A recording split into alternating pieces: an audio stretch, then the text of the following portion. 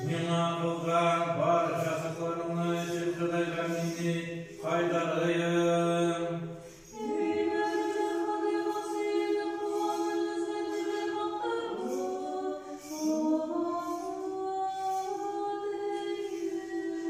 Ey гаделлер, Худайга сүйеніп куанығыз.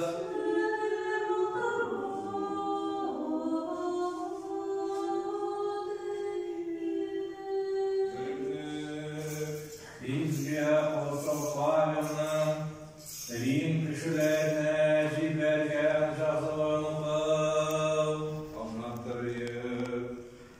Ей долганнар, шулай татулықны, бір-бірімізні арылға үйренуіне іздейік. Ашамлық хақында Алланың үшін жемірме барға таза, икем алдану үшін ашай, аңар ғына начар. Әгәр сенің туғаның бұлар білем, алданса, жә, әлсізденсе, ит ашамаған